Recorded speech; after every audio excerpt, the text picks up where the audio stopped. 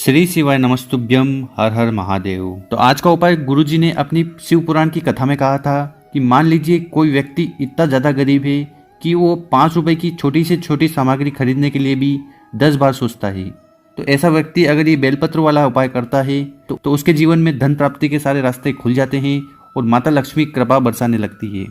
और इसके साथ अगर उसके भाग्य में धन प्राप्ति की आवक नहीं है तो महादेव जी की कृपा से उसका भाग्य भी चमक उठेगा।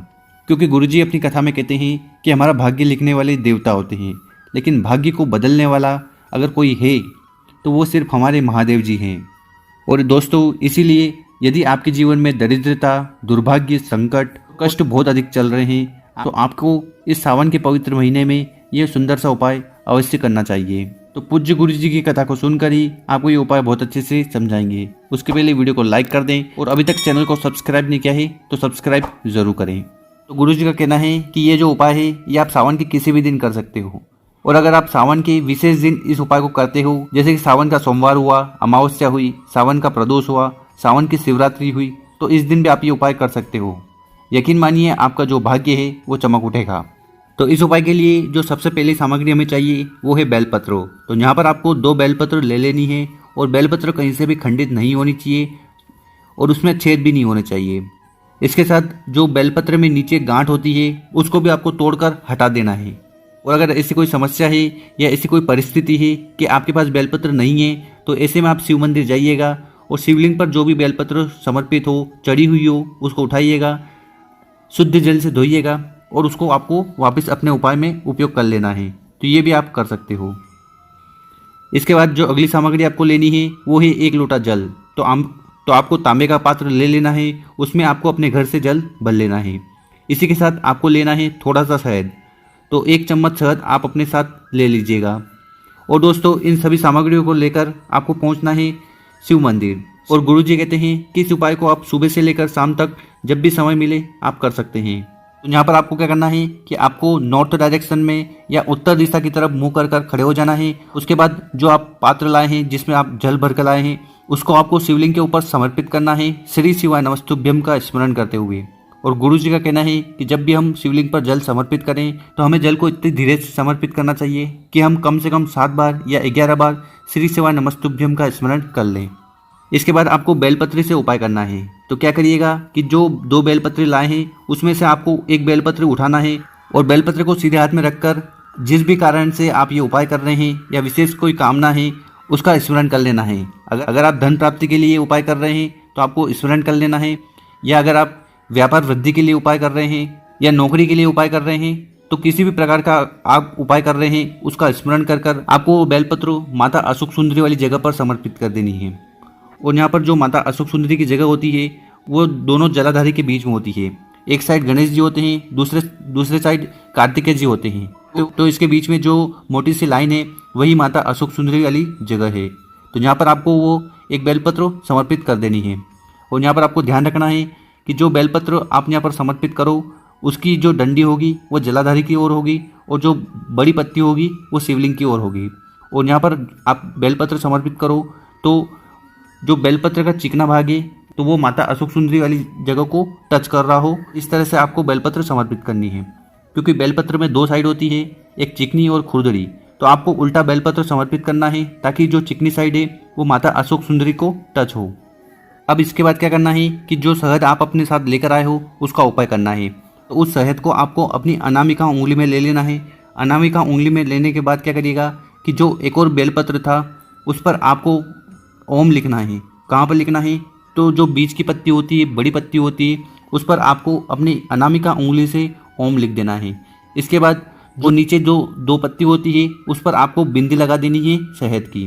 तो ऊपर वाली पत्ती पर आपको ओम लिखना है, नीचे वाली पत्ती पर आपको बिंदी लगा देनी है शहद की। और यहाँ पर गुरुजी का कहना है कि बेलपत्र की तीनों पत्तियों का अपना अलग अलग महत्व होता है। क्योंकि जो बीच वाली पत्ती होती है वो भगवान शिव का रूप है।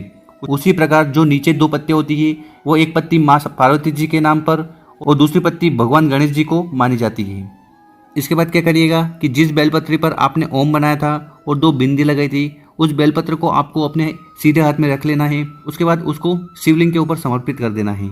और शिवलिंग पर समर्पित करते समय यहाँ पर एक बार और बता दें कि जो चिकना वाला भाग है वो शिवलिंग से टच होना चाहिए। तो यहाँ पर आपको इस प्रकार से बेलपत्र समर्पित करना है। और यहाँ पर जो बेलपत्र आप समर्पित करो उसकी जो डंडी है वो जलाधारी की ओर होनी चाहिए। तो इस प्रकार आपको जो दूसरा बेलपत्र है वो भी समर्पित कर देना है। तो ये वो उपाय है। तो गुरुजी ने कहा है कि जो भी व्यक्ति सावन के इस महीने में ये उपाय कर लेता है तो उसके जीवन में जो भी समस्याएं या बाधाएं होती है वो दूर होती है। और इस उपाय को करने से आपके जीवन में सदैव महादेव की कृपा बनी रहेगी और साथ ही साथ आपके घर में माता लक्ष्मी का वास होगा। तो ये सुंदर से उपाय को आपको जरूर करना चाहिए। तो दोस्तों अब बात कर लेते हैं गुरुजी के दूसरे बड़े उपाय के बारे में। तो ये उपाय आपको करना है मात्र 5 बेलपत्र को लेकर। और ऐसी कोई परिस्थिति समस्या बनती है कि आपके पास बेलपत्र नहीं है तो शिवलिंग पर चढ़े हुए बेलपत्र आप उठाइएगा, उनको शुद्ध जल से धोइएगा, उनका फिर से उपयोग कर लीजिएगा। तो यहाँ पर हम बात कर रहे हैं दूसरे उपाय की। तो दूसरे उपाय में भी आपको एक तांबे का कलश ले लेना है, उसमें आपको अपने घर से शुद्ध जल भर लेना है और इन दोनों सामग्री को लेकर 1 लोटा जल और 5 बेलपत्र को लेकर आपको जाना है भगवान शिव के मंदिर। और दोस्तों गुरुजी ने कहा है कि ये उपाय भी आप सुबह से लेकर शाम तक जब भी समय मिले कर लीजिएगा। अब ये 5 बेलपत्री वाला जो उपाय है ये हमें क्यों करना चाहिए?